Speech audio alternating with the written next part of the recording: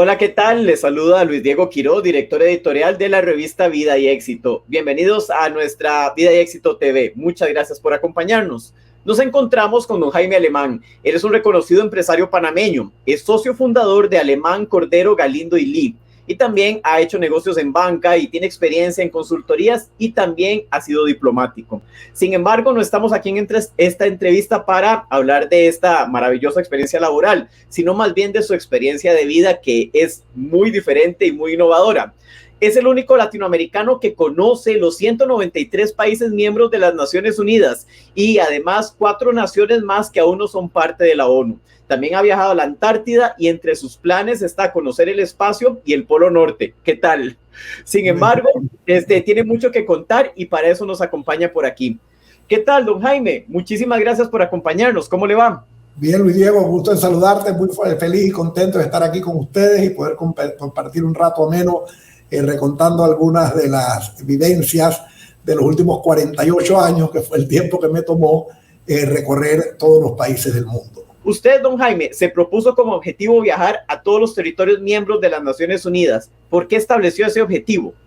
Bueno, en realidad yo creo que uno nace con esto en el alma y en la sangre. Esto no fue originalmente mi objetivo. Yo empecé a viajar cuando tenía 11 años. Mi padre fue nombrado negociador de los tratados del Canal de Panamá con los Estados Unidos y embajador de Panamá en Washington posteriormente. Así es que nos mudamos a Washington cuando yo tenía apenas 11 años. En ese momento, en el verano, una de las empleadas que trabajaba con nosotros me dijo que se iba a Niagara Falls con otras empleadas a conocer ese lindo sitio. Y yo le dije, oye, ¿te importa si yo me apunto? Y me dijo, no, encantado. Y invité a un amigo mío, joven también panameño, cuyo padre trabajaba en Washington, y nos fuimos juntos por las nanas. Y la verdad que fue una experiencia que me encantó. Fue difícil, nos fuimos en un bus de Greyhound, tomó como 10 horas llegar hasta Buffalo y después a las cataratas. Y de allí como que me nació una inspiración por conocer el mundo. Y el primer viaje que hice en realidad fue a los 18 años. Yo estaba estudiando en Notre Dame, en la Universidad de Notre Dame en Indiana, sacando una licenciatura en economía. Y me fijé que había la oportunidad de hacer el sophomore year abroad, el segundo año de universidad. Y nos fuimos como 50 estudiantes de Notre Dame en el SS Universe, desde New York hasta Le Havre en Francia, y de nos fuimos a Angers en el Valle del Loira, y aproveché ese estadía, esos 9 meses que pasé en Francia para recorrer mucho de los países de Europa, porque tenía lo que se llama un Eurail Pass, donde pagas una suma fija y puedes viajar ilimitadamente. Aproveché también para ir a la Unión Soviética y también a Polonia, que en esos momentos formaban parte de la denominada cortina de hierro. Era un misterio, una intriga, alguna aventura totalmente diferente a lo que había vivido hasta ese entonces. Y una vez que regresé a Notre Dame, me enteré de que también había otro programa muy interesante que se llama Semester at Sea, que básicamente es un barco que sale de los Estados Unidos desde la costa este, en Port Everglades, en la Florida, y va a través de África y de Asia, y terminé en California. Y le dije a mi papá, mira papi, yo tengo suficientes créditos ya en la universidad para graduarme un semestre temprano.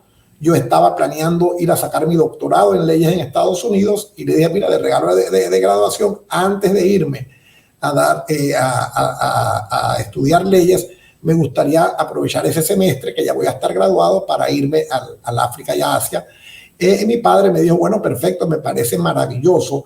Después yo creo que tuvo second thoughts y trató de convencerme de irme a un kibutz en Israel o de irme al London School of Economics por unos meses. Pero yo le dije, no, yo lo que de verdad quiero es conocer el África y Asia. Y bueno, salimos y nuestra primera parada fue Marruecos. Llegamos a Casablanca. El barco se quedaba como 3 o 4 días en cada puerto. Aproveché para conocer también Marrakech. Después la segunda parada fue en Costa de Marfil. Después fuimos a Ghana, a Sudáfrica, que todavía recuerdo con mucha pasión esa llegada a Cape Town. Yo no duermo mucho, me levanto usualmente a las 5 de la mañana y me fui a la cubierta del barco a ver la llegada a Cape Town, y no me lo esperaba del todo porque en ese tiempo no había internet, no había acceso a información o incluso a documentación sobre los países que ibas a visitar. Y cuando de repente puedo ver a la distancia el famoso Table Mountain en Cape Town, fue un impacto verdaderamente de esos que te queda para el resto de la vida en el alma, unos paisajes increíbles.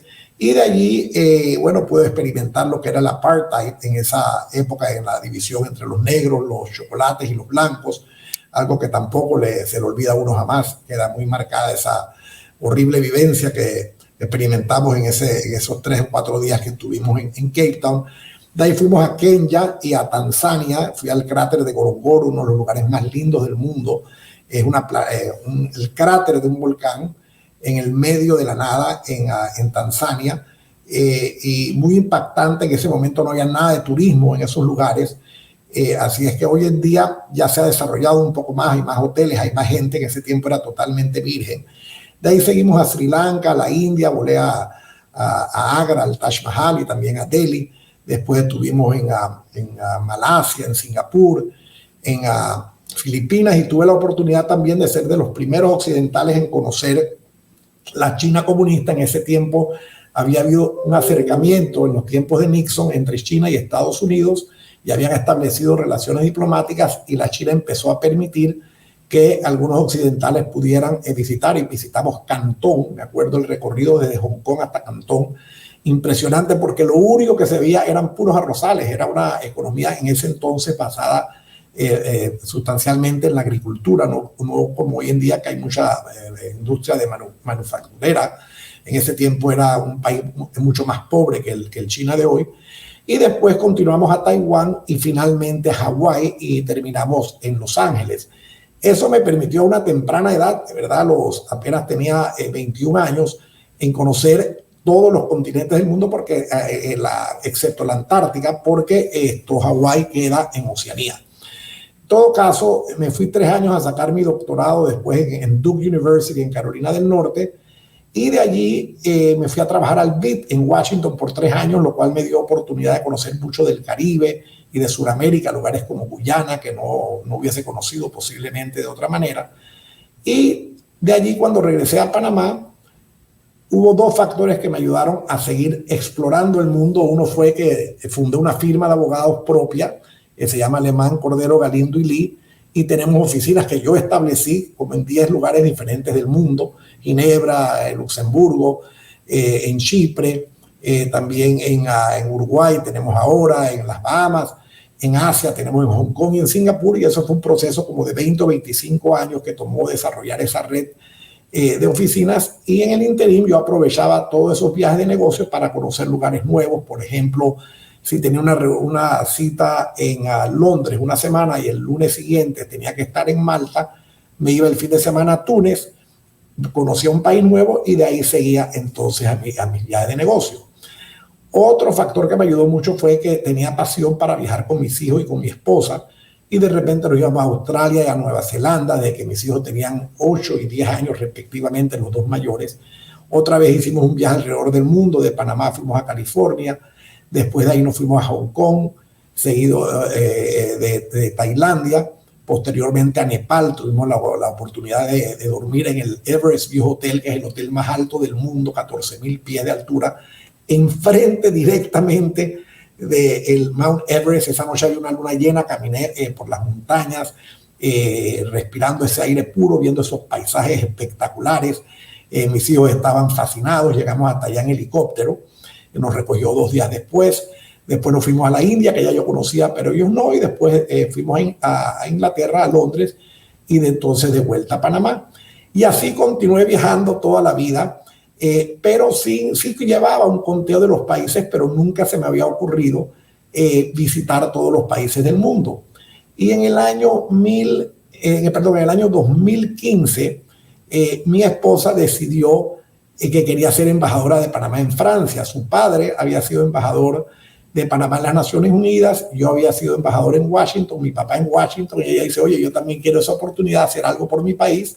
Nos fuimos a Francia en momentos difíciles con todo el tema de los Panama Papers, había el tema de los ataques terroristas, también fue una embajada dura.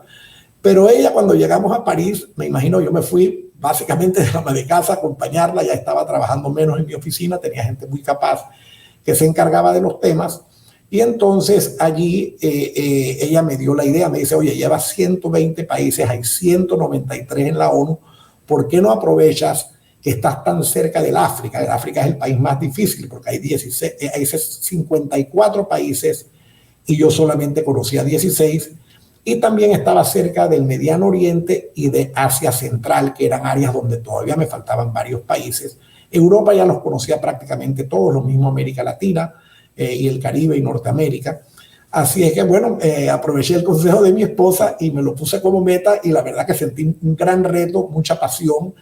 En ese momento solamente había, bueno, hispanoamericano ninguno, todavía yo creo que no hay otro excepto por mí, y había un brasilero que lo había logrado, posteriormente hubo otro brasilero que lo logró, y en total hay como 90 personas certificadas.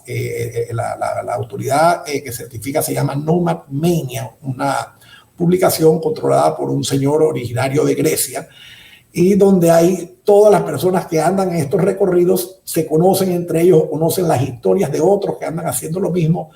Y en total hay como 210 que lo han hecho, 90 certificados y otros que se sabe que lo han hecho, pero no se han ocupado de certificarse. En todo caso, empecé a viajar y a viajar, y un día mi hija, que me ha acompañado mucho, Ana Sofía, lleva 120 países aproximadamente, vino a acompañarme a un viaje a Turkmenistán, que es un país muy difícil de entrar porque es muy restrictivo con las visas. Pero como yo estaba en Francia, tenía la posibilidad de conseguir las visas porque hay consulados de prácticamente todos los países del mundo, ya sea en París o en Bruselas. Y entonces cuando llegamos a Turkmenistán, nos fuimos al desierto, a donde hay una famosa plataforma que se llama Gateway to Hell, que es una plataforma de gas natural que colapsó hace 50 años y que parece literalmente un infierno en la tierra porque no ha parado más nunca de echar fuego. Y las imágenes de noche sobre todo son espectaculares. Ahí les mandé una foto que espero que puedan publicar.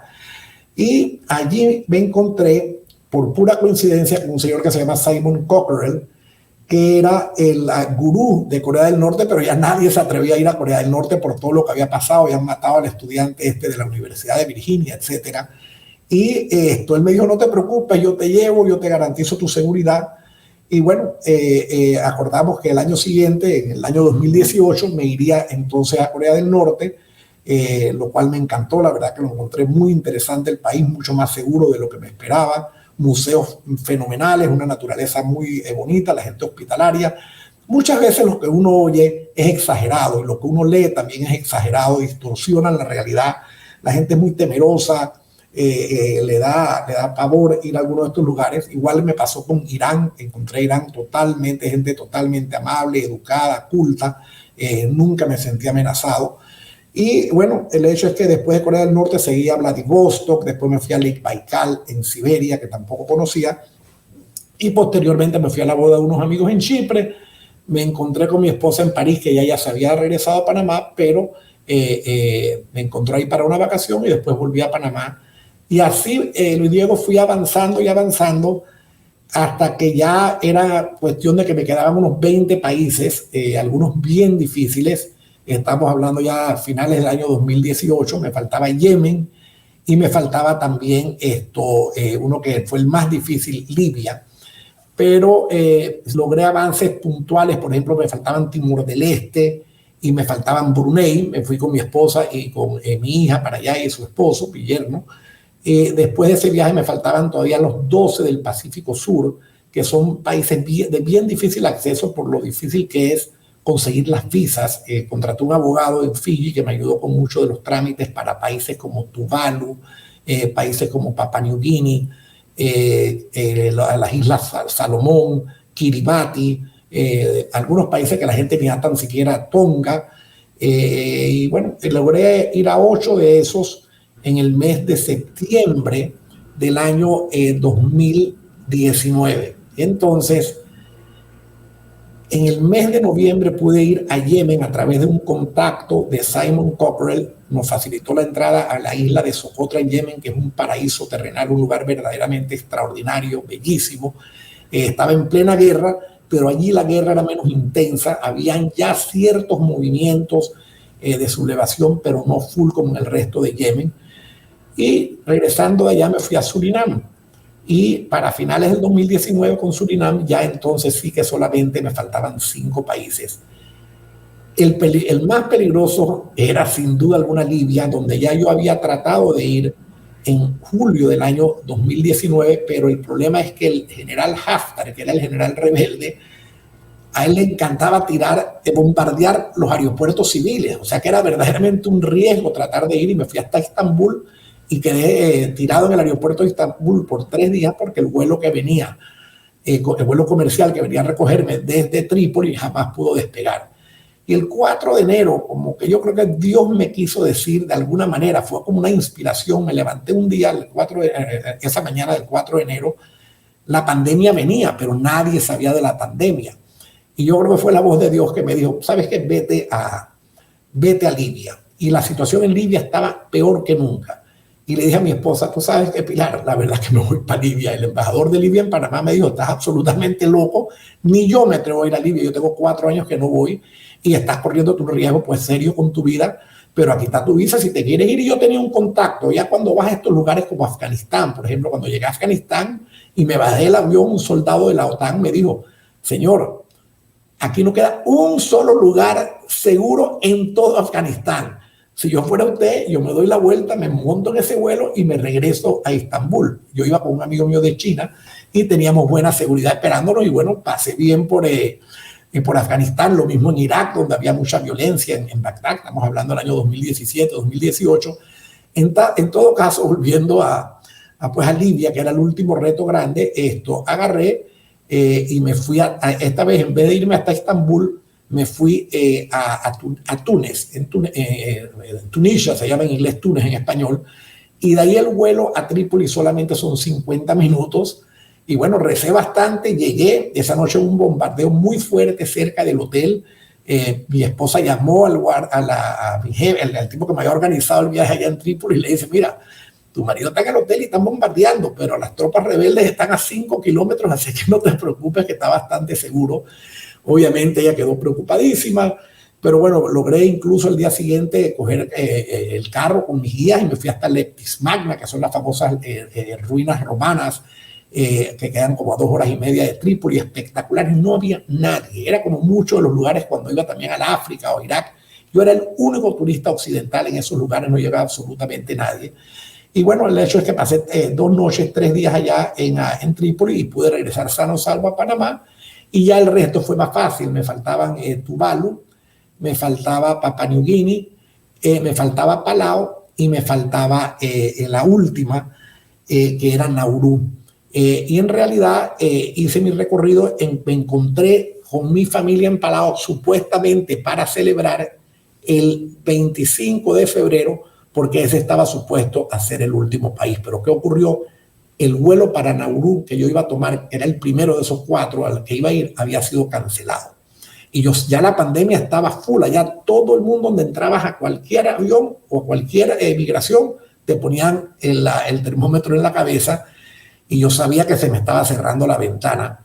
Y le había prometido, sin embargo, a mi esposa que lo iba a llevar a las Filipinas, donde tenemos muy buenos amigos, después a Tokio, después a Hawái. Y ya cuando salimos de Hawái era el 3 de marzo y estaba todo colapsando. Y yo no le dije nada a mi esposa, pero yo había hecho mis planes con la agencia de viajes de dejar a mi esposa y a mi hijo menor en San Francisco en el vuelo de Copa para regresar a Panamá, y de ahí yo me regresaba para Fiji y entonces tenía el vuelo para Nauru, un vuelo de 1 vez a la semana. Y cuando le dije a mi esposa, empezó a llorar, me dice, tú no vas a regresar a Panamá más nunca te veo, si todo el mundo está cerrando. Y digo, Pilar, es que si no lo hago ahora, no lo voy a hacer más nunca. Y agarré y llegué a Fiji y me monté a Nauru, tenía todo arreglado, le contraté de abogado al hermano del presidente para asegurarme que no iban a poner ningún tipo de objeción por haber estado en países como Japón, que ya estaban full en la pandemia. Y pude llegar, y por uno de esos milagros me llama mi socio Alejandro Ferrer, que en ese tiempo era el canciller de Panamá, y me dice, Jaime, ¿dónde estás? Digo, estoy en Nauru. Dice, tienes que regresarte para Panamá, estamos cerrando el aeropuerto en 5 días. Digo, es que no puedo salir porque solamente hay un vuelo por semana y no es hasta el sábado, pero tengo una aplicación para la visa de Australia. Habla por favor con el embajador de Panamá en Australia a ver si intercede con la Cancillería australiana, que ya no están dando visas por el tema de la pandemia, y logró milagrosamente conseguirme la visa y salí un martes hacia Brisbane, Australia, y de ahí conecté a San Francisco y de ahí entonces llegué sano y salvo a Panamá el 10 de marzo y 5 días después, en efecto, cerraron el aeropuerto. O sea que fue verdaderamente muy exhilarating, por decir una palabra, bueno, en inglés no sé cómo se dirá en español, muy estimulante, me dio mucha satisfacción poder lograrlo. Y bueno, así fue la historia de cómo logré esa gran meta que me había propuesto y todavía siento felicidad exactamente un año y 2 semanas después de haber regresado. Me queda esa satisfacción y me ha hecho mucho más fácil sobrevivir la pandemia, que ha sido obviamente un tipo de vida totalmente diferente a lo que tenía anteriormente. ¿Cuáles países, tal vez, o el país, mejor dicho, que más le ha impresionado? Mira, es una buena pregunta, Luis Diego, y te digo la verdad, casi todos me han impresionado, porque en todos los países hay lugares bonitos. Uno habla, por ejemplo, ¿qué te digo? De Panamá. ¿Quién se imagina en Europa de repente Panamá qué encanto puede tener? Pero que no tiene su canal, sus volcanes, sus playas espectaculares. Así es que muchos en el África, de todos los continentes, el que más me gusta es el África. La gente es muy acogedora, muy resilient. Hay mucha adversidad en el África, mucha pobreza, pero la gente es muy amable, muy tenaz, muy perseveradora. Pero de todos los países yo te diría que más me ha impactado, así que me ha abrumado en belleza y también en la amabilidad de su gente, es Nueva Zelanda. Y también me encanta el hecho de que tiene una naturaleza espectacular. Y a mí me gusta mucho la naturaleza. Es un país pequeño de 5 o 6 millones de personas. Australia es otro país que es muy acogedor y donde tampoco me importaría del todo vivir. Y cuando uno visita esos países, Luis Diego, se da cuenta que la élite, por ejemplo, francesa, la gente joven, europea, los lugares donde les gusta viajar es a Australia y a Canadá. Canadá es bellísimo, pero tiene el problema del clima, ese frío horrible que nosotros los centroamericanos no estamos acostumbrados a eso. Ni yo, que crecí en Washington y que estudié en Notre Dame, no me gustaría vivir en eso. Pero yo te diría que esos lugares, Sudáfrica es muy lindo, el área del Cabo. Y yo tengo mucha afinidad con Francia. Mi familia salió de Francia en el año 1850 y vino a Panamá. Y yo estudié francés desde pequeño. Estudié el año ese en Francia, después mi esposa embajadora 2 años. Vivir en Cap Ferrat, uno de estos lugares en el sur de Francia, tampoco me molestaría. Tenemos un mundo precioso, un mundo lindísimo, y hay que salir y a descubrirlo y a explorarlo y no limitarse siempre a los mismos lugares, que es lo que yo veo que hacen muchos de mis amigos. Van a Miami, van a Nueva York, a esquiar en Colorado, van a París, van a Madrid y no van más allá de eso. Entonces, si tengo alguna recomendación que hacer sería eso: exploren, descubran y satisfagan su curiosidad y su apetito por descubrir este maravilloso planeta.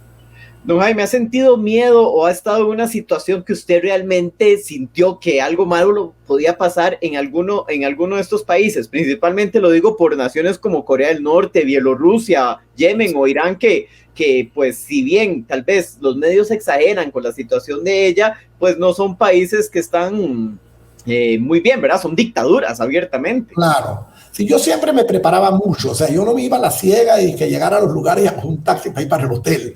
Yo en muchos lugares tenía gente esperándome en seguridad o guías, pero te diría que el miedo más grande que tuve fue una vez que estaba en Argelia, y el mismo Argelia que yo pensaba que era safe, cuando llego al hotel me dice la señora del hotel: pero usted de verdad es turista, dígame la verdad. Sí, yo soy turista. Y dice que aquí no viene ningún turista, aquí los turistas no vienen los hombres de negocio porque les da temor. Pero no, yo me siento bien. Y antes de salir en ese viaje, yo estaba en mi casa en Contadora, una isla en Panamá, y me llegó un news alert de que acababan de asesinar a 19 extranjeros en un restaurante en Burkina Faso.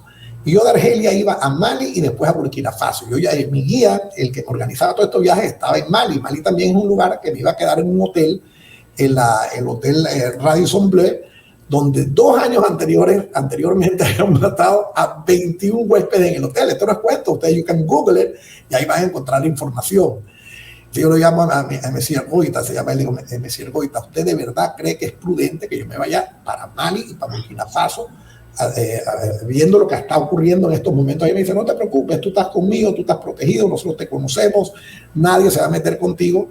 Pero claro que me empezó a salir de mi hamaca y vi a todos mis nietos y a mis hijos y mi esposa en la piscina, frente al mar ese precioso de Contador. Yo la verdad que yo soy medio suicida, dime para estos lugares, en estas condiciones. Y bueno, en Argelia, cuando llegué a tomar el vuelo como a las 5 de la tarde para irme para Mali, el vuelo llegaba a Mali a las 11 de la noche, yo no tenía ni roaming, yo no soy muy tecnológico, nunca había podido figure out el roaming en los teléfonos para que me funcionara en el África. Y yo nada más rezaba y decía, ojalá que Messier Goita vaya al aeropuerto a recogerme, porque llegué ahí a las 11, yo era el único occidental en esa fila esperando para entrar al avión. Y en efecto era el único occidental, nadie va para Mali, tiene que estar loco para ir para Mali. Pero bueno, me fui, ahí estaba el señor Goita esperándome, me llevó al hotel. Entrar a ese hotel es más difícil que entrar a la Casa Blanca. Hay seguridad por todos lados, te chequean, te revisan, cuestiones de detectores de metales, etcétera. Pero bueno, y después que llegué, una maravilla, salí a dar mis recorridos por Bamako. Fui al Museo Nacional de Mali y me ocurrió lo mismo que me han dicho en otros lugares, que usted es el primer occidental que viene aquí en 5 o 6 meses. Es rarísimo ver esto. Y bueno, después seguí mis recorridos una vez en Chad. Chad es un país también bien peligroso. Me tomé un par de tragos de más en el bar del hotel y me fui con una gente que había conocido ahí para un bar de expats en el medio del pueblo. Y eso no es una decisión inteligente, porque ahí es justamente donde vienen los ataques terroristas y no están tan preparados como están los hoteles para estos ataques. Lo de Afganistán, definitivamente, cuando el tipo me dijo, oye, móntate de vuelta en el avión, pero ya para ese tiempo estaba bastante curado de salud, ya tenía bastante experiencia. Y yo creo que uno tiene como un chip en el cerebro con relación al temor, y yo nunca he sido muy temeroso de nada, o sea, he sido bastante arriesgado en mi vida y hasta ahora, gracias a Dios, me ha salido bien las jugadas esas. Así es que sí, de que hubo algunos temores, pero nunca puedo decir que sentí peligro inminente, que estaba al borde de la muerte o confronté una situación. No, si uno es alerta, uno se cuida, uno se prepara, uno se asesora. A mí me encanta caminar. Yo, por ejemplo, en Khartoum, en el Sudán, que es un lugar donde los gringos te decían no puedes ir a Khartoum, la ciudad más peligrosa del mundo, yo salía y le decía al guía, no, usted váyase. Yo me salía en la noche y caminaba y me sorprendía. La gente llegaba, me hablaba en francés, en inglés, lo que fuera. Y la gente encantada de conocerlo a uno, porque ahí no hay mucho turismo, pero a menos de 1 kilómetro de mi hotel estaba el lugar donde se juntan el río, el Nilo Azul y el Nilo Blanco. Y había estado en Lake Tana, en Etiopía, donde nace uno de los Nilos, y en Burundi, donde nace el otro Nilo. Entonces, encontrarme a esos dos ríos que vi básicamente en el lugar donde nacen, ahora en Sudán, mucho más al norte del África, claro, es un sentimiento de esos también maravillosos, estimulantes, inolvidables. Son vivencias ahí, me divertí mucho los últimos 3 días mandándote fotos que me pediste para el artículo sobre los diferentes lugares que había visitado, porque al mandar esas fotos vuelvo y revivo la experiencia maravillosa que tuve el honor y la suerte y el privilegio de poder vivir. ¿Alguna comida que usted recuerde, ya sea porque era muy rica o porque era muy exótica? Mira, yo me cuido de las comidas.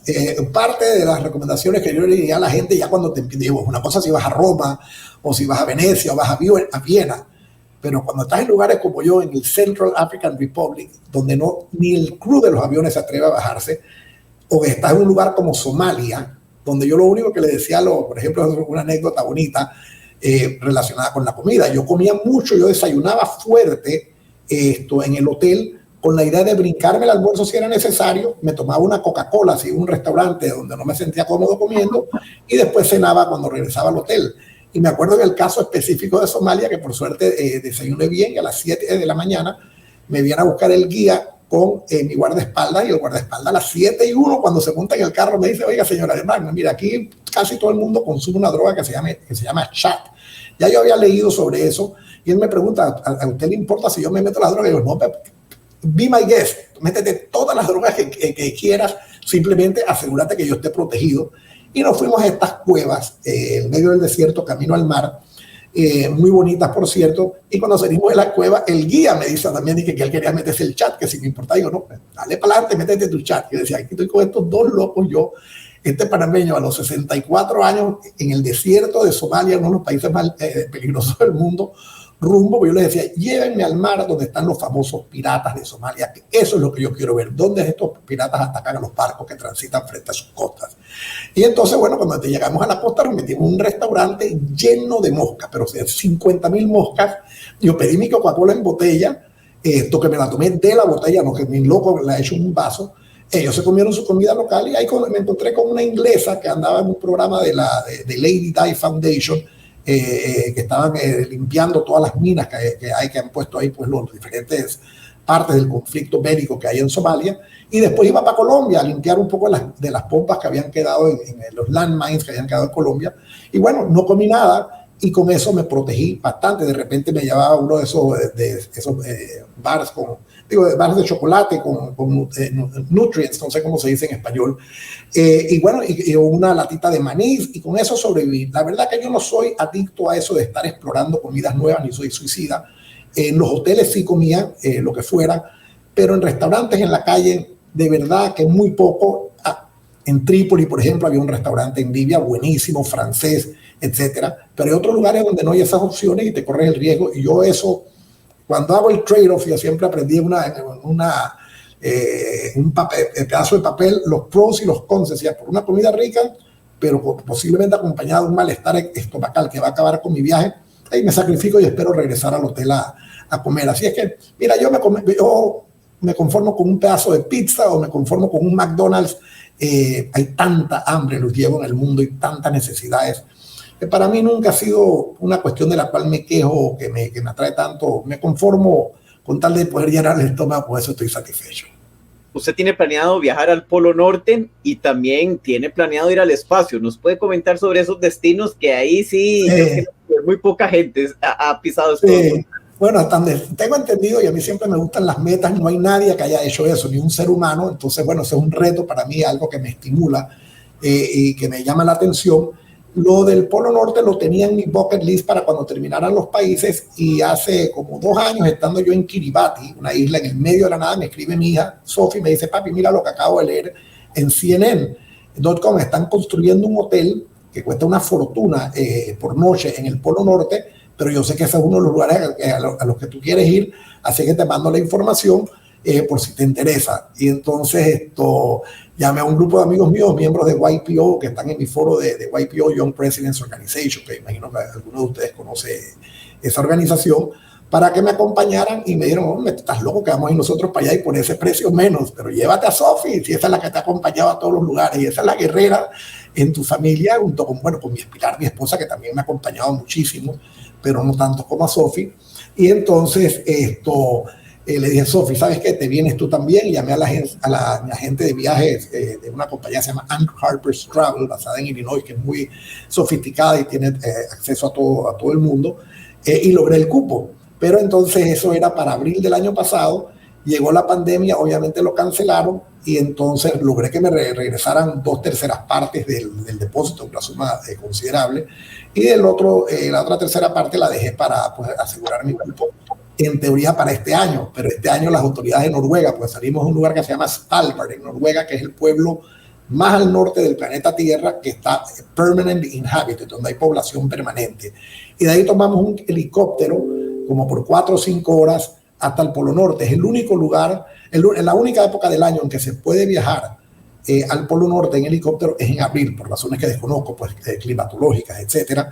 Así que bueno, ya estamos confirmados para el 2022, que ya espero que para ese momento esto ya se va a poder viajar nuevamente al Polo Norte. Nos van a hacer un hotelito, cada uno con su lugar donde puedes dormir, y además con calefacción en el baño para que no te congeles por completo. O sea que eso es una maravilla, que es un lujo poder ir así al Polo Norte. Pasaremos 2 días allá y después regresaremos a Svalbard. Y entonces del espacio también tengo ya reservado en Virgin Galactic. Ellos esperaban poder empezar a llevar gente ya comercialmente al espacio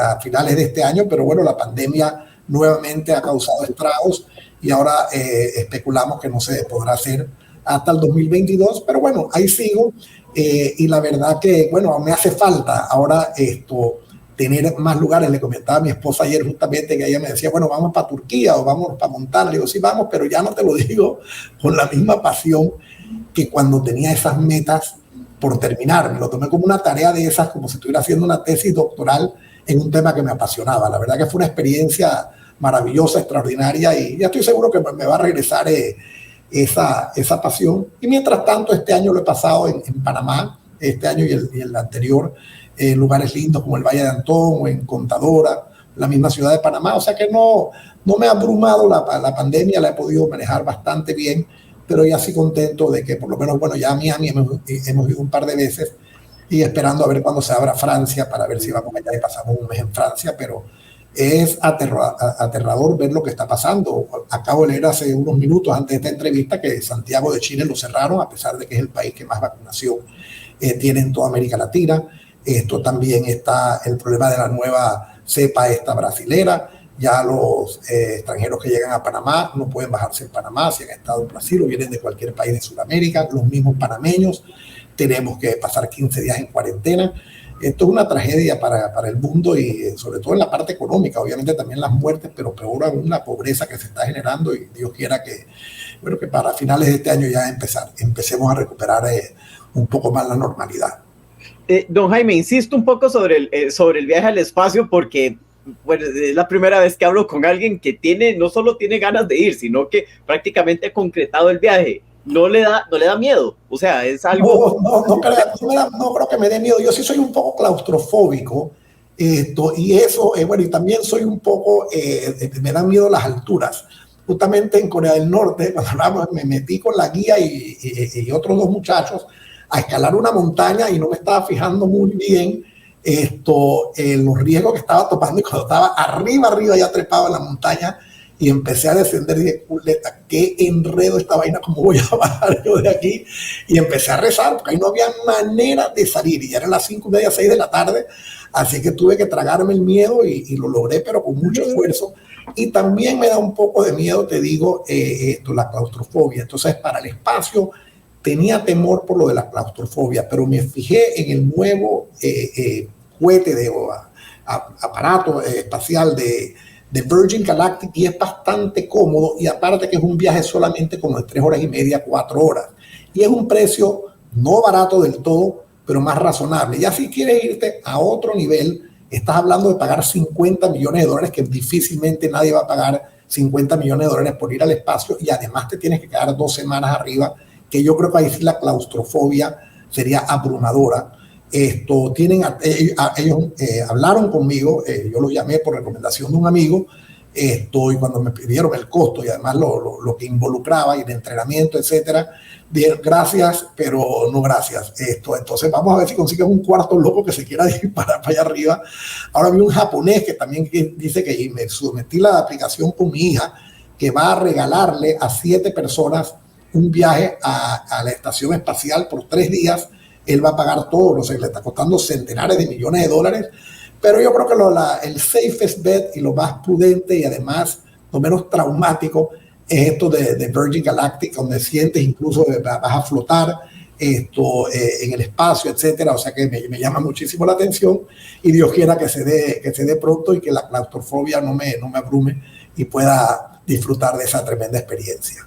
¿Cómo ve usted, que conoce todo el mundo, literalmente conoce todos los países del planeta, cómo compara los países de América Central con el resto, con otras regiones? ¿Somos una región muy atractiva o no tanto?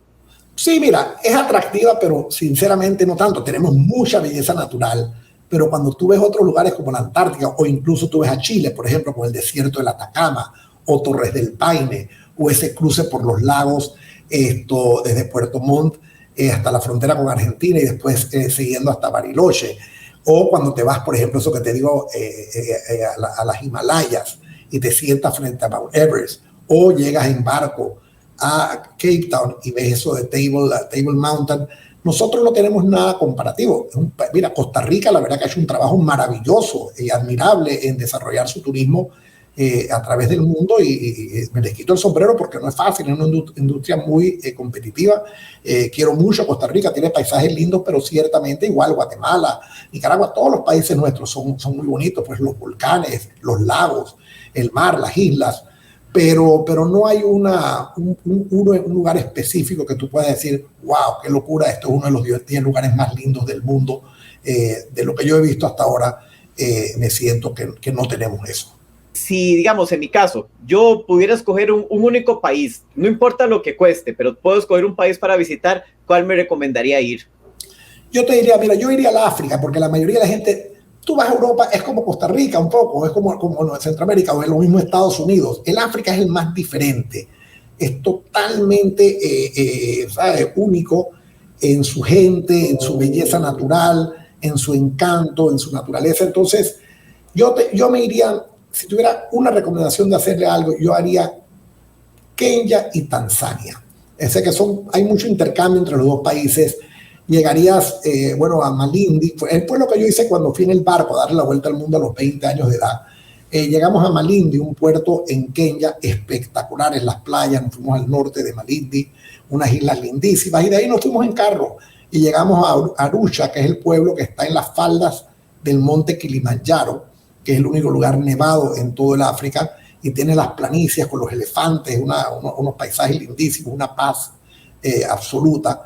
Y de ahí entonces nos fuimos en carro hasta el cráter ese que te mencioné de Gorongoro, que es un lugar único que tiene los 5, lo que se llaman los Big Five Animals en el cráter del volcán, con unos lagos a otro nivel, flamengos rosados, lindísimos, y están los Masai Mara, que son la gente originaria de ese sitio, con sus vestimentas locales rojas, llenas de muy vívidos los colores.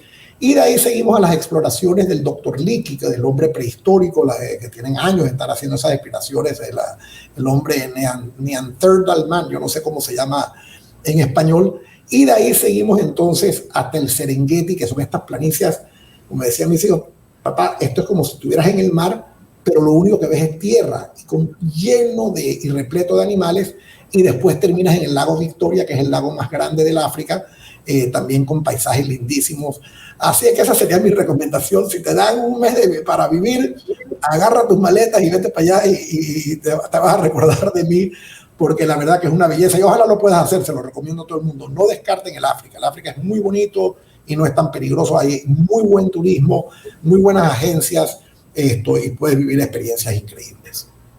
Don Jaime, muchísimas gracias. Yo sé que pues es poco el tiempo para comentar todo esto de los viajes, pero desgraciadamente no podemos tampoco extendernos muchísimo, pero sí, yo creo que la entrevista nos resume bastante bien esa experiencia de vida única en el mundo y pues ojalá muchos podamos seguir sus pasos. Yo sé que tantos países va a ser muy difícil, pero por lo menos seguir sus consejos. Gracias, Luis Diego. Un placer estar con ustedes y siempre a la orden para lo que necesiten. Muchas gracias. Muchas gracias. Hasta luego. Chao. Adiós.